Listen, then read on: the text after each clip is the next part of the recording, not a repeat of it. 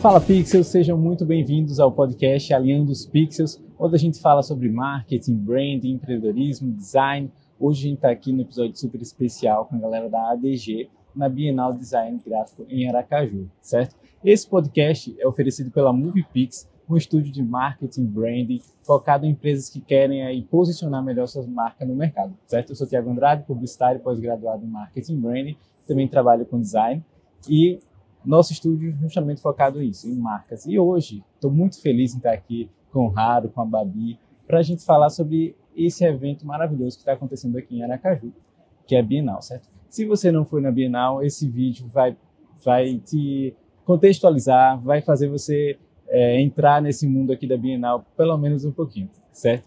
Então, Raro, Babi, primeiramente, muito obrigado por esse espaço aqui, né, por ter concedido essa participação, esse espaço, esse tempo de vocês, que é bem valioso também, para a gente falar sobre esse evento. Sejam muito bem-vindos ao nosso podcast, certo? Valeu, obrigado. A gente que agradece a oportunidade de estar aqui gravando com vocês e gerando um conteúdo sobre a Bienal, que é sempre super importante. Maravilha. Gostaria que vocês se apresentassem um pouquinho, certo? Quem é o Raro, quem é a Babi? Antes de falarmos de Bienal, vamos entender quem é cada um de vocês. Eu me chamo Raro, sou diretor da ADG Brasil, que é a Associação dos Designers Gráficos do Brasil, desde 2018. Estive à frente da 13ª Bienal em 2019, lá em Curitiba. Estou aqui hoje como organização geral e local também da Bienal de Design aqui em Aracaju. Também, obviamente, né, sou designer de formação, tenho meu escritório e sou professor do curso de design da Universidade Federal de Sergipe. Então, eu sou Babi Monteiro, né? Sou arquiteta e urbanista, aspirante a design, inclusive. Sou sócia e fundadora do Mangaba Studio, que é o escritório de arquitetura aqui de Sergipe, de Aracaju. E a convite, né, da ADG, de Raro e Isadora, a gente veio fazer o projeto da expografia aqui da Bienal, da 14ª Bienal Brasileira de Design. Que maravilha. E para o pessoal que está assistindo o Alinhando os Pixels, que é um podcast onde a gente fala com muitos empreendedores, com muitos publicitários, designers, a gente tem um público variado, assim, que gosta do empreendedorismo, que gosta do mercado criativo também. Então, para esse pessoal que talvez não saiba o que é a Bienal, a importância do evento, como é que vocês explicam a Bienal? Beleza. A Bienal é uma mostra, né? Ela tem um papel super importante dentro de qualquer contexto que ela está inserida, ou seja, se fosse uma Bienal do Livro, uma Bienal de Artes, enfim, mas a Bienal de Design, ela traz um recorte específico, né, dentro desse período da cena, do movimento do design no cenário brasileiro. A gente teve um período um pouco maior, um recorte um pouco maior nessa Bienal, porque a nossa última Bienal, a 13ª, foi em 2019, por conta, obviamente, da pandemia Covid-19, eventos, né, de grande porte, com grande visitação, né, fica cada vez um pouco mais complicado da gente. Primeiro, não foi possível realizar, depois a gente tateou ainda muitas coisas, né, do que aconteceria. Então, trazer essa Bienal para cá, além dela ter realmente uma relevância extremamente importante por ser a primeira no Nordeste na história, é também muito interessante porque, historicamente, ela tem um recorte mais amplo, um recorte de 5 anos e não um recorte de 2 anos. Né? Então, o que nós estamos vendo aqui em Aracaju, durante esse período, desde o dia 6 de dezembro, faz parte, né, desse recorte histórico da produção do design gráfico nacional. Então, tudo que a gente produz, né, a gente entende, enquanto Bienal, enquanto ADG Brasil, a gente entende que faz parte dessa grande pesquisa e também do que fica, né, numa herança, também uma das heranças que ficam como resultado do que nós estamos vendo aqui de produção. Então, ao todo, nós tivemos mais de 1.800 projetos submetidos, né, divididos em 15 categorias e 69 subcategorias. A gente já vai falar um pouquinho mais sobre elas depois, né? Tivemos cerca de 700 projetos aprovados, né, selecionados para a Bienal, então eles vão compor o nosso grande catálogo, né, que vai ser disponibilizado a partir do mês de março. E desses 700 a gente não consegue fazer uma exposição com 700 projetos, infelizmente, né, que até o pavilhão acho que até teria tamanho, né, Babi? Mas é uma produção muito, muito grande. Então, a nossa curadora, Samia Jacinto, dentro desse universo de 700 projetos selecionados, trouxe 110 projetos aqui, 90 projetos profissionais, 20 projetos acadêmicos, que fazem parte desse recorte histórico, como a gente comentou para vocês. Maravilha. E para você, Babi, para você, para o seu estúdio, como é que foi o desafio, né, de fazer esse projeto aqui da exposição? Foi um convite muito especial, na verdade. Eu acho que desde a idealização do escritório da gente, a gente pensou em unir, né, design com arquitetura, né, pensando em fazer projetos comerciais que integrassem a identidade visual, enfim. Essa pegada que a gente já tinha uma visão no início. E eu acho que a Bienal, depois de 4 anos de escritório, a gente teve uma resposta assim, muito forte. Acho que a Bienal, o convite, foi algo para aquecer nossos corações e entender que esse poderia ser um caminho no cenário que às vezes Aracaju não proporciona. Então, o convite foi algo muito especial e trazer e pensar num espaço que a gente não é acostumado a fazer, exposições, né? É algo que a gente não tinha esse caminho, foi algo muito, agregou muito no nosso portfólio também e um caminho que a gente quer seguir, né? Eu acho que a Bienal traz essa movimentação também para que no futuro a gente tenha mais e mais exposições, além do design, de outras áreas, né? Movimentando o cenário de Aracaju. Acho que tem uma observação legal que eu faço também, né, da Babi, porque eles tiveram um desafio enorme, né, porque por mais que a gente tinha um conceito, uma linguagem visual, os projetos que vocês estão vendo aqui, assim, o detalhamento técnico de qual projeto vai ser exposto, de qual maneira, ele ficou pronto em cima da hora, assim, né, cerca de 1 mês antes, basicamente, porque a gente precisava da seleção da curadora. Então tem a gente está trabalhando nessa Bienal desde setembro, assim, de maneira muito efetiva desde setembro do ano passado, de 23. Então, tem o processo de submissão, tem o processo do júri, tem o processo da seleção da curadora. Então, a curadora, quando ela recebeu os 700 projetos, ela também não tinha ainda certeza de quantos projetos viriam para a mostra. Nós tínhamos, né, um espaço físico que poderia comportar uma quantidade X ou Y de projetos, mas a gente não sabia o que viria de embalagem, o que viria de pranchas, né, de cartazes, de posters, como vocês estão vendo, o que seria digital, o que não seria. Então, Babi e o estúdio, né, Mangabas, que tiveram esse grande desafio de trabalhar em um momento assim, sem saber exatamente, às cegas, assim. A gente tinha uma noção da última Bienal, mas o cenário do design mudou muito em 5 anos. A gente tem muito mais projetos digitais nessa Bienal do que em 2019, por exemplo. E a gente nem está falando de um período lá atrás, são 5 anos só, né? Então, nós temos aqui hoje, mesmo quando você apresenta uma marca hoje, às vezes você fazer um motion daquela marca para mostrar o conceito é muito mais bonito da gente expor aquela tipografia funcionando, né, de tal maneira em um âmbito digital do que um âmbito impresso.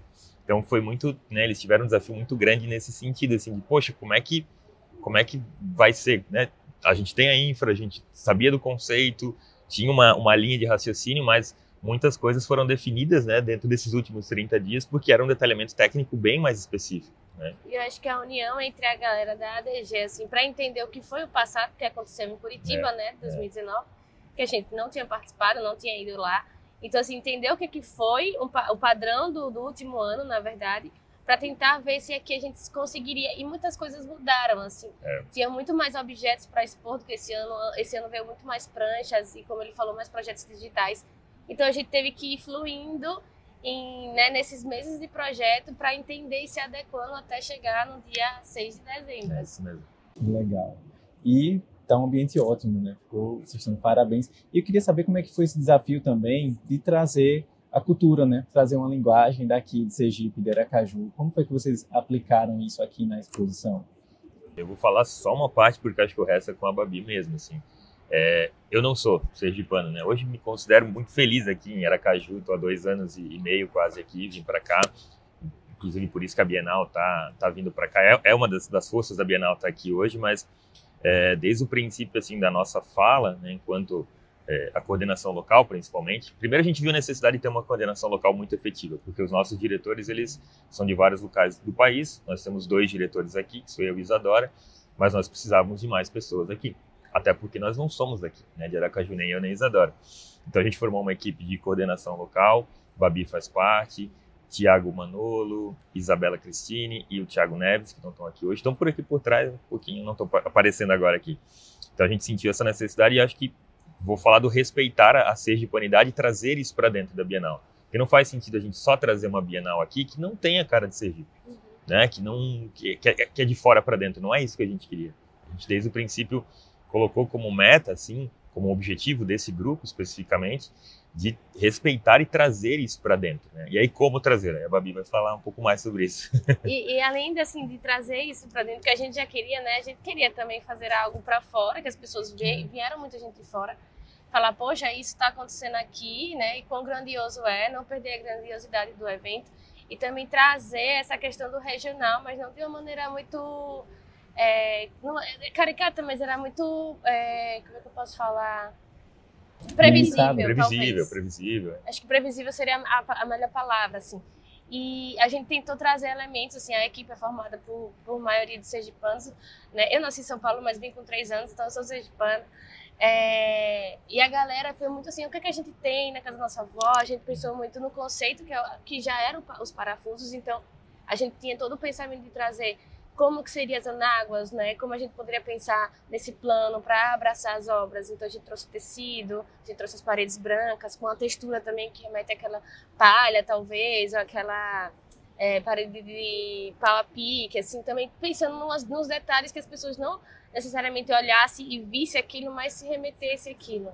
A gente tem uma instalação artística aqui na frente, que é o início, que a gente já queria falar sobre os varais, né? Como a gente tinha isso em casa, na casa da nossa avó, com os tecidos que a gente conseguia ver, né, na mesa da casa da avó, na nossa casa também, o vaso de barro também trazendo aquele terracota, aquele quentinho, né, da nossa cidade, e também, enfim, as cores do centro da cidade, né, das casas, dos casarões.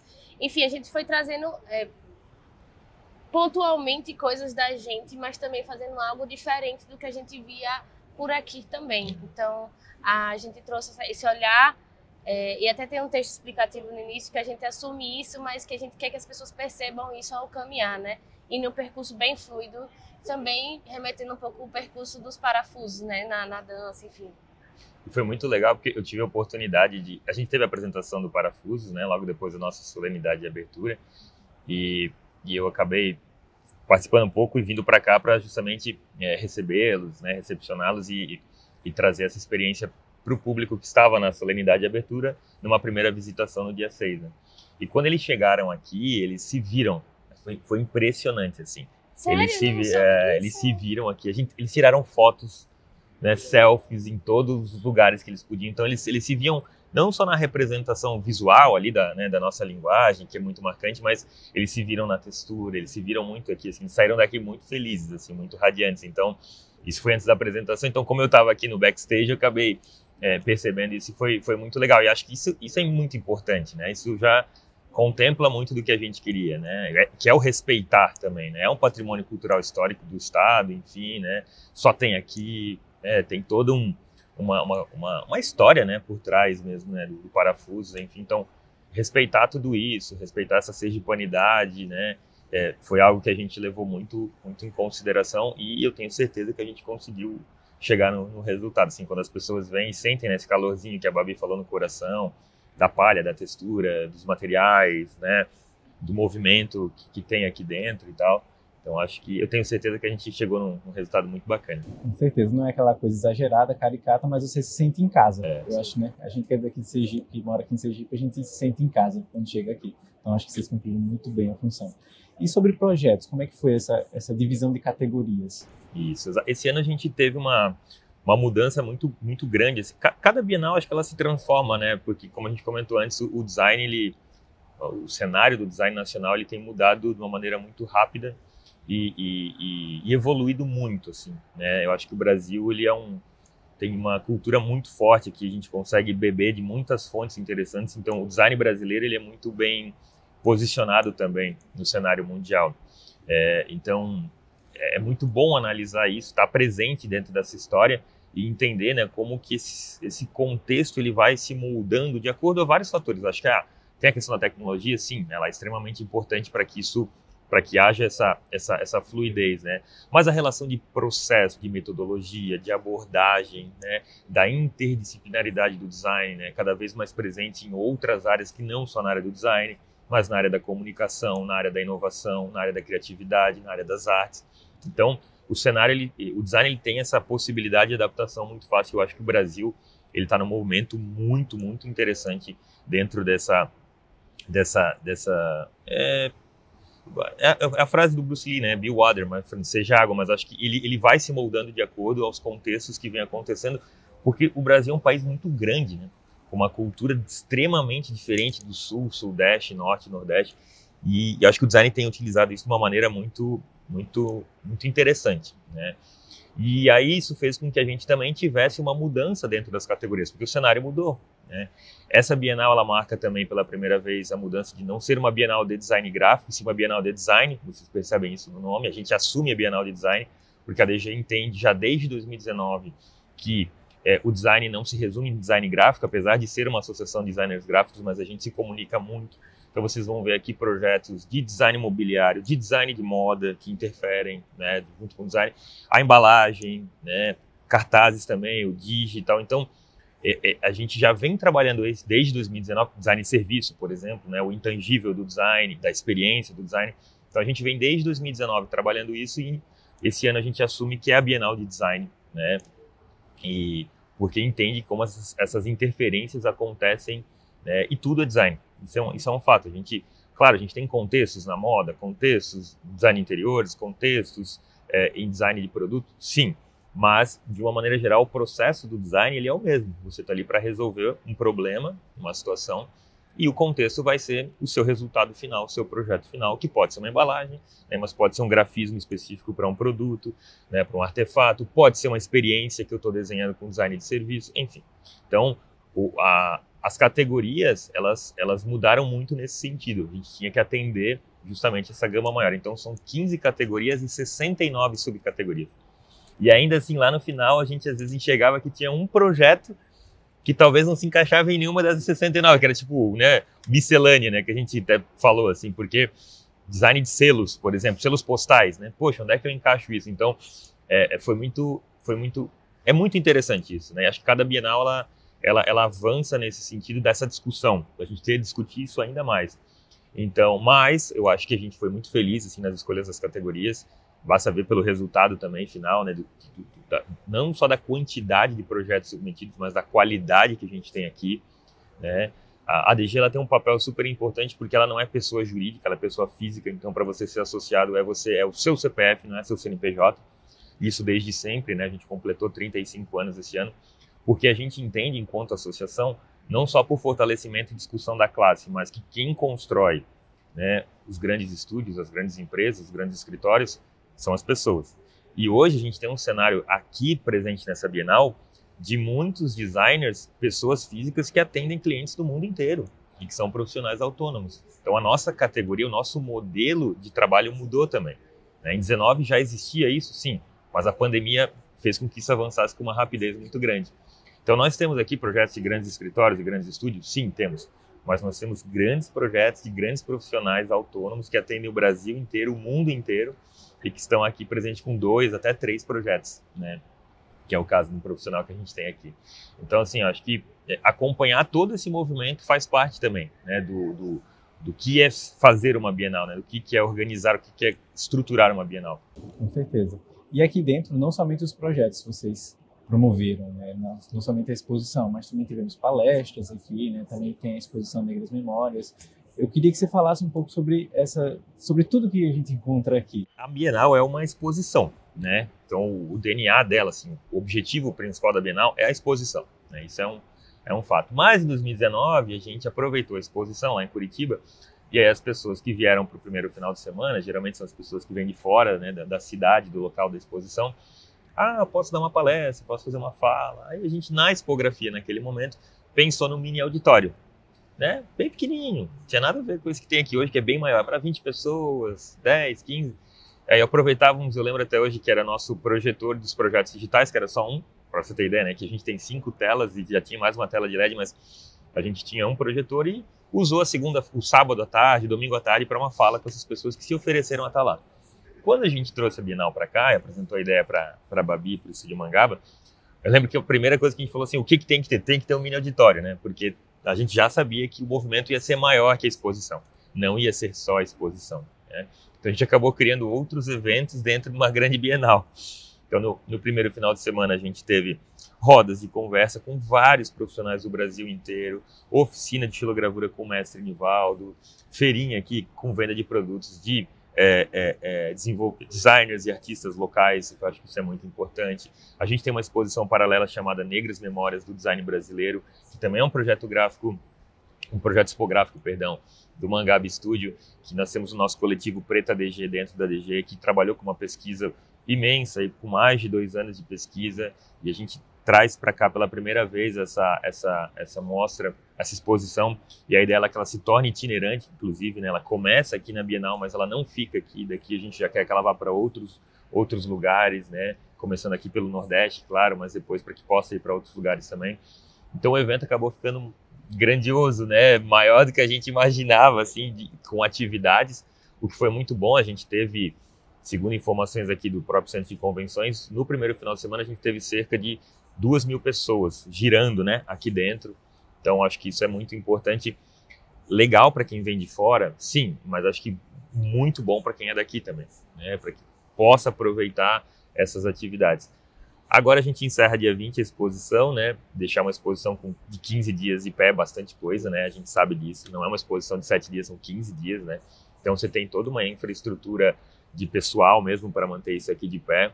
E aí a gente encerrou as atividades paralelas, né? Focou no primeiro final de semana para que a expografia também tivesse seu espaço, enfim, a gente tem as visitações guiadas, a gente vai ter uma logo mais, amanhã também tem custo de Mangaba, enfim. Mas agora volta para o objetivo de ser, né, da exposição principal até o dia 20. Mas assim, foi uma série de atividades que envolveram durante esses 3 primeiros dias, assim, né, da Bienal. Maravilha, acho que isso é, como você falou muito bem, muito bom para todo mundo que vem de fora, mas aqui dá um movimento muito legal, né, na cidade, traz esse tema, traz essa pauta para a cidade, para o estado. Acho que isso é importantíssimo, né? E também teve uma parceria com o Itaú, né? Vocês fizeram uma parceria com o Itaú, que inclusive acho que lançou o documentário do rebranding deles aqui, não foi isso? Como é que foi essa parceria? Então a gente já vem tendo essa relação com o Itaú há algum tempo, né? E quando apontamos a Bienal aqui no Nordeste pela primeira vez e aqui em Aracaju, eles, obviamente, ninguém quis ficar de fora. E contemplou muito bem, porque são 100 anos da marca do Itaú esse ano, né? Teve um grande projeto de rebranding também apresentado esse ano. E também foi o lançamento do documentário, né, Pedra Preta, que a gente teve aqui, acho que se não me engano, foram 6 sessões no Cine Alquimia também, desde sábado, né? 2 no sábado, 2 no domingo e 2 na segunda-feira, que conta justamente esse projeto enorme, né, do rebranding do Itaú. Então acabou dando assim, culminando tudo para que, né, desse certo, respeitando a Bienal aqui, porque o Itaú também sempre deixou isso muito claro para nós, muito evidente, de que a Bienal de design da DG, né? O Itaú é um parceiro, né? É um apoiador, perdão, é um patrocinador, mas que o foco, sim, a luz sempre fosse da Bienal, né? Então acho que essa parceria foi muito boa, muito bacana. A gente tem o espaço do Itaú aqui, a gente teve a oficina do mestre Nivaldo dentro desse espaço do fazer do Itaú, e esse espaço do Itaú tá bem bacana também, porque conta um pouco da linha do tempo, né? Da história da marca, de tudo que envolveu a criação do setor de design, né? Do time de design dentro pela primeira vez, né? Um banco que tem essa preocupação, não só o banco assim, mas enquanto marca, né? Uma marca que tem esse cuidado, né? De ter um time de design e respeitar, né? O potencial de design dentro de um empreendimento, seja ele qual for, no caso é um banco, mas poderia ser outra coisa. Acho que isso é muito bacana, muito importante. Com certeza. É muito bom que realmente casou tudo, né? Os 100 anos do Itaú, e é uma marca que realmente valoriza o design, a gente consegue ver isso, né? Trouxeram o Clayton também para falar sobre o rebranding, então acho que tudo casou, e foi uma parceria muito legal, né? E aí, pessoal, a gente vai mostrar agora algumas imagens, certo? Da visita guiada, a gente vai mostrar para que o pessoal conheça e mergulhe aqui um pouquinho na Bienal, aqui em Aracaju, certo? E já a gente volta para finalizar esse bate-papo, certo? Vamos lá. Então, em setembro do ano passado, a gente começou o trabalho de trazer essa Bienal aqui para Aracaju. Então a gente já está há 1 ano e 2 meses aí, né, dentro desse processo. A gente tinha como objetivo trazer esse aconchego, né, Babi, que vocês sentissem um pouquinho em casa, seja pela textura, pelos tecidos, pelo barro, pela cerâmica, pela palha, enfim. Então o nosso conceito, ele parte através do parafuso, que é um patrimônio cultural histórico da cidade de Lagarto, né? Acho que se alguém não teve a oportunidade ainda de ver a apresentação do Grupo Parafusos, é lindíssimo. Desde que a gente também imaginou essa Bienal aqui no Sergipe, não poderia ser uma outra curadora senão uma curadora aqui do Nordeste. A gente tinha que ter uma pessoa aqui do Nordeste. Então Samia trouxe esse olhar de uma maneira muito sensível. Eu espero que vocês também consigam entender essa sensibilidade nos projetos de design que estão aqui. Ao todo, nós tivemos mais de 1.800 projetos submetidos à Bienal. Geralmente, né, as bienais são de 2 em 2 anos, essa tem esse recorte maior, então nós já sabíamos que nós teríamos uma quantidade maior de projetos, né, porque você tem uma demanda reprimida desses 5 anos, né, e a Bienal ela tem um objetivo e uma responsabilidade muito grande que o quê? Ela é histórica, ela é um recorte histórico do design brasileiro naquele período. Daqui a 10, 20, 30 anos, quando a gente consultar a Bienal no período pandêmico, o que aconteceu no Brasil? Está aqui. Esse é o recorte que a gente tem. Então, de cerca de 1.800 projetos submetidos em 15 categorias e 69 subcategorias, o júri teve um trabalho muito grande, cerca de 200 jurados do Brasil inteiro fizeram essa seleção de um pouco mais de 700 projetos que compõem a Bienal de 2024, a 14ª Bienal. Nós teremos um catálogo com 710 projetos, então desses 700, cerca de 700 projetos, a Samia, que é a nossa curadora, fez a reflexão de trabalhar com esse recorte aqui para a exposição. Então, Samia fez um recorte de 110 projetos, sendo que 90 projetos são profissionais e 20 projetos acadêmicos. E vendo assim, o resultado de Samia, da curadoria de Samia, a gente consegue entender, assim, consegue sentir, né, muito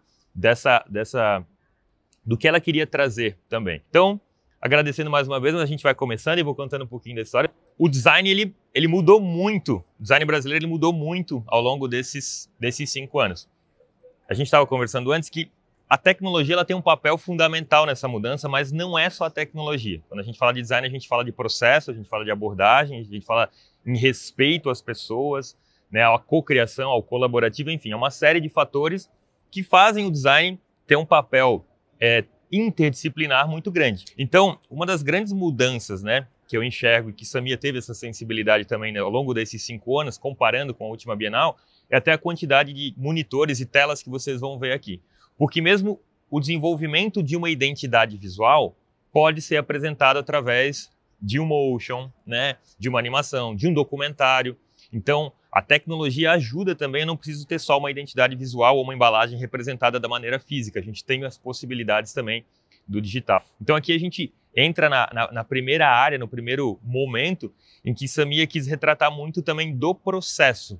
Então vocês vejam que, por exemplo, esse projeto aqui da Wesleyana, ela tem o resultado final como que foi enviado, teoricamente, para a submissão do júri, mas ela fez questão de mandar para nós como que foi o processo de construção dessas texturas através desses carimbos que ela fez com os legumes, né? Ela usa a alcachofra, ela usa o brócoli, ela usa o repolho para criar esse padrão e essas texturas que ela utiliza na peça do projeto editorial dela aqui também. E Samia traz isso de outras formas também. Então, quando ela selecionou o projeto, aqui a gente vê o projeto do Sesc e como que foi a construção analógica, né? Para criar essa textura e depois vir a ser utilizada. A gente enxerga aqui também com o livro do Lucas Dupan, que ele faz a transformação dos moldes. Então, a gente entra na área do fazer aqui, né? Então a gente tem embalagens, a gente tem projetos editoriais, a gente tem vídeo documentário, a gente tem fachada, a gente tem experimentações que a gente vê ali ao redor também. Então, tem um pouco de tudo aqui nessa área inicial que a gente está vendo aqui. Não posso deixar de apontar quais são os projetos do estado de Sergipe. Aqui a gente encontra o primeiro, tá? Caringana, do designer Will Nunes. Ele teve 2 projetos selecionados para a Bienal, mas esse foi o projeto que compõe a nossa exposição. Nesse primeiro giro a gente tem um recorte bem interessante, com foco em design de embalagem, design editorial e design de cartazes. Primeiro a gente tem o jornal, né? Que às vezes a gente sente tanta falta do papel jornal na nossa mão. Então a gente tem um projeto específico do Cadê o Bonde que passava aqui, que é bem bacana. A gente fez questão de usar o papel jornal e pranchar, né? Botar numa prancha rígida para que todo mundo conseguisse lembrar dessa textura do papel. Aqui a gente tem uma coleção do Estúdio Arado, que é um estúdio de Minas Gerais, que trabalha muito com a relação da valorização local, né? E aqui a gente tem um processo em risogravura ou risografia. O mesmo Estúdio Arado também fez uma coisa muito bacana, o design de embalagem de uma cachaça própria deles também. Então, a gente tem também aqui o Café Jetiboca, bem bacana, um projeto de embalagem também de um estúdio mineiro, Lambrequim, enfim. Então, aqui Samia quis trabalhar muito com o resgate também, né? E ela conta aqui nesse painel da conexão, né, junto com a história, que é respeitada aqui por cada projeto que foi selecionado e que está nesse primeiro giro que a gente vê aqui. E aqui a gente começa na primeira pausa dos projetos acadêmicos que compõem aqui. Como a gente comentou no início, são 20 projetos, né, acadêmicos de universidade do Brasil inteiro que foram selecionados, um número de submissão altíssimo de projetos acadêmicos, e pela primeira vez a gente trabalhou, porque no momento a Bienal ela aceitava só projetos de trabalho de conclusão de curso, como projetos estudantis. Nesse ano, a gente trouxe qualquer projeto vinculado a ensino, pesquisa ou extensão. Ou seja, ele podia estar dentro de uma disciplina de sala de aula, ele podia estar num projeto de extensão que atende uma comunidade, ele pode ser um projeto de pesquisa que se tornou também um projeto de design, enfim. Então, a gente decidiu dividir dentro desses 3 pilares que compõem uma universidade, né? A gente sabe disso. Então, nós temos projetos dentro de todas as categorias. As categorias eram as mesmas, a gente não tinha distinção assim, isso aqui é só projeto estudantil. Não, vou apontar mais um projeto de Sergipe, da Universidade Federal. Quem é aqui de Aracaju, de Sergipe, né? Foi o redesign de embalagem dos briceletes, também patrimônio lá de São Cristóvão. É um projeto numa disciplina de design de embalagem e que está aqui também na nossa mostra. Então, todos esses projetos são estudantis e aquela mesa a gente também tem alguns projetos estudantis que eu vou ali apontando para vocês também. Legal fazer uma pausa para as obras do Velho, né? Não sei se todo mundo conhece o Velho, artista sergipano. Tivemos a grande honra, assim, de trazer algumas obras do Velho para cá para que compusessem a Bienal. Depois vocês podem ver, tem uma obra dele minúscula aqui, que ele esculpiu em palito de fósforo, e é um presépio. Então, seguindo aqui, a gente tem mais alguns projetos acadêmicos. Vou apontar mais um projeto aqui do estado de Sergipe, que é esse projeto aqui da Universidade Federal de Sergipe também. Projeto de design editorial, muito bacana. Aqui Samia fez questão de as pranchas não estarem na parede, né? E sim estarem na horizontal mesmo, compondo de uma maneira um pouco diferente essa relação de experimentação, enfim. Aqui a gente tem projetos do Norte, do Nordeste, do Sudeste também, do IFPE, de experimentações que compuseram aqui. Então, as mesas, elas servem justamente para a gente visualizar, né, esses projetos de design de uma outra maneira, que não é só pranchas na parede, mas que são projetos também design editorial, experimentações, por aí vai. Finalizando o último projeto de designers sergipanos, a gente tem esse projeto aqui dos Tincoãs, que foi feito por uma equipe, na verdade, tá? Mas uma pessoa dessa equipe é sergipana também, que é um projeto lindíssimo.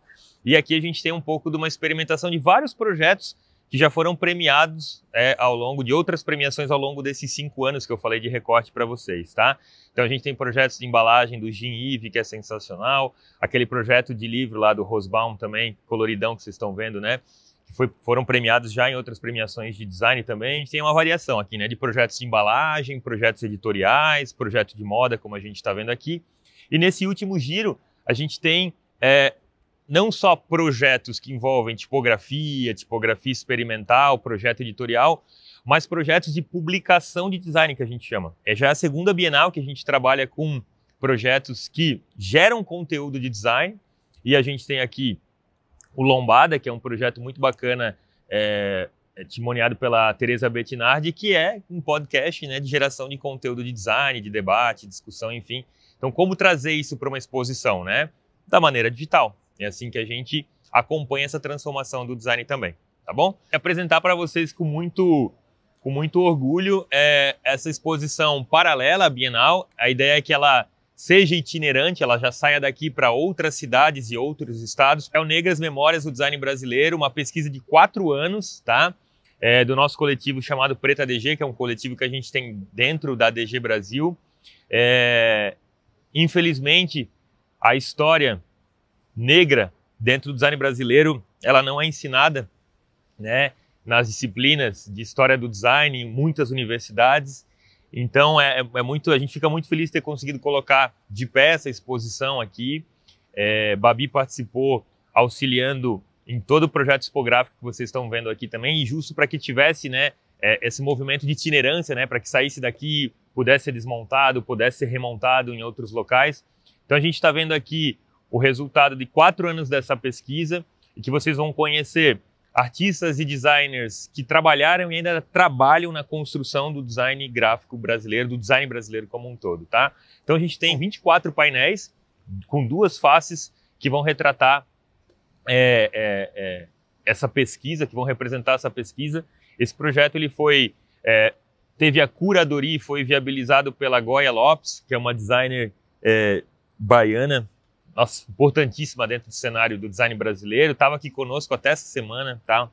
Perfeito ter ela aqui conosco, com a Carla Piaggio, com a Maria do Carmo e com o Jonathan Pratiati, que foram as pessoas que lideraram, né? E a gente conseguiu colocar de pé. Mas acho que mais do que colocar de pé, né, Babi, é fazer com que essa exposição não fique só na Bienal, que ela siga muito, né?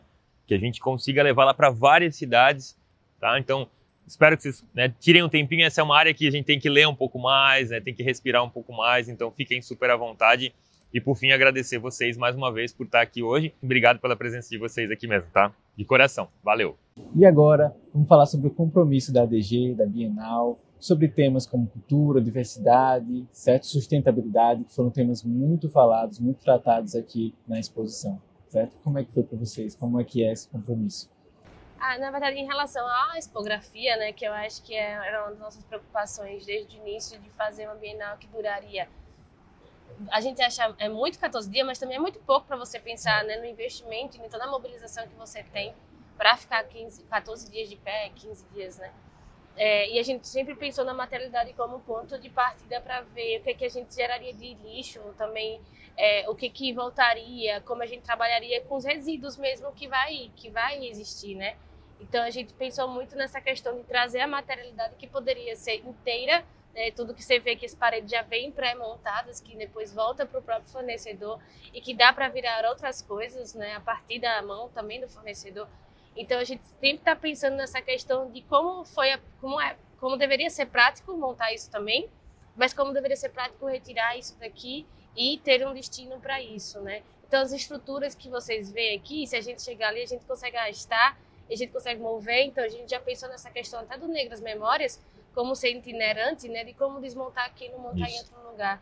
Então todas as partes daqui da exposição, né? Dos destaques, como seria o pós dele, né? Os tecidos, aonde queria. Então a gente também vai devolver ou até guardar para próximas exposições. O carpete vai ser doado também. Então a gente tem essa destinação de materiais já pré-pensado para não, como é que a gente pode falar, para não gerar resíduos, né? E também a gente pensou muito na mão de obra. Tem coisas aqui, por exemplo, os vasos, que a gente comprou o serviço, mas vão ser devolvidos à loja para ele posteriormente vender. Então, tudo tem uma destinação já pensada previamente, assim. Essa preocupação já vinha, né, desde o início. Então, depois do dia 20, a gente vai destinar tudo para o seu devido lugar. E é isso. E foi uma preocupação bem grande nossa desde que a gente começou a conversa com o Estúdio Mangaba e com a Babi, por a gente já ter, né, feito a Bienal a 13ª em 2019 e tentar reduzir o máximo possível esse impacto, né, para o meio ambiente, mas também pensando em outras situações. Então tem muitos materiais aqui que vão ser doados para instituições de ensino, né, para pesquisa, dentro das universidades, dentro de outras escolas também. Então muitos materiais aqui de design editorial vão ser doados para que, né, de fato, isso possa ter um destino que a gente considere, né, rico também, não só para onde, né, ele vai ser doado, mas rico para quem puder consultar, enfim, e fazer parte de tudo isso. Então foi uma preocupação que esteve com a gente desde o início, assim, em todos os pontos, e é legal conseguir observar isso. Claro, a gente gerou lixo, obviamente que sim, mas o quão pouco a gente gerou, inclusive, né, quanto a gente conseguiu reduzir o impacto no uso de materiais de maneira mais efetiva, mais eficaz também. Falando em obra mesmo, né, a gente que trabalha com obra, com construção civil, a montagem foi feita em 2 dias. 2 dias. Assim, levantou, porque foi tudo muito seco, assim, né, nada foi montado 100% aqui. A gente trouxe pré-pronto de uma maneira que poderia ser voltada também. Que legal. É legal porque é um tema que se fala muito no design, né? Que teve palestra aqui, mas é muito bom ver que vocês fizeram isso na prática, né? A gente sempre fala, a marca pode falar que é humana, pode falar que é sustentável, mas a gente quer ver na prática, né? Como é que essa marca atua. Então, vocês têm parabéns por isso também. Obrigado. Certo? Pessoal, estamos chegando ao fim aqui. E aí, no final, eu sempre pergunto uma coisa muito mais voltada para a vida, mais profunda, assim, porque esse podcast a gente fala de design, fala de marketing, fala de empreendedorismo, mas a gente fala muito de vida, certo? E aí eu sempre tenho uma pergunta no final, que é: qual foi a coisa mais importante que cada um de vocês aprendeu na vida. Quem quer começar? São muitas emoções, né, que fazem parte da construção de uma Bienal. Como eu falei, a gente está nessa desde setembro do ano passado, então é muito tempo, né, é uma dedicação. A DG, a diretoria, ela tem a dedicação pro bono, ou seja, a gente não recebe nada para isso. De acordo com o nosso estatuto, a gente não pode receber, então nenhum diretor recebe, nenhum organizador recebeu nada, né, por estar aqui presente, um coordenador, né, por ter levantado essa Bienal. Então exige muita dedicação que vai fora da sua vida pessoal, sua vida profissional. Então, muitos finais de semana de trabalho, principalmente na reta final, feriados, né, que não existiram para nós, porque a gente estava trabalhando. Eu, particularmente, sou casado com uma outra diretora e coordenadora do evento, então eu até brinquei com ela, porque falar de Bienal para nós era quase, em um momento, assim, era todo dia, 24 horas por dia. Então, isso acaba invadindo a sua vida pessoal, não tem como, né, porque se você quer se dedicar para fazer uma exposição dessa magnitude, né, em algum momento isso vai interferir. Então, acho que é muita coisa, assim, são muitas emoções e se eu fosse falar um grande aprendizado, acho que são muitos, assim, né. Mas eu acho que o maior de todos talvez seja, eu já tive a oportunidade de estar à frente de vários eventos de design aqui no Brasil, mas eu acho que a magnitude dessa Bienal, assim, me ensinou muito, assim, né, a como lidar com algo tão grande que impacta tanto as pessoas, né. Eu sou professor, então eu consigo observar isso, né, nos alunos que estão em formação, né, e o quanto isso aqui vai ser importante para eles na experiência de vida deles, na formação enquanto profissional e principalmente também no impacto que isso pode gerar para o estado e para a cidade que a gente não consegue mensurar agora. A gente vai começar a mensurar depois que essa Bienal for desmontada, né, porque a gente teve um grande apoio do governo do estado, então o governo ele já entende a relação, a importância do design, né, para o cenário local, o potencial de Aracaju também para fora de Aracaju, o potencial de Sergipe para fora de Sergipe. Então, acho que tem muita coisa que a gente ainda vai mensurar ao longo dos próximos 2, 3, 4 anos, eu vejo, né? E acho que de uma maneira muito positiva.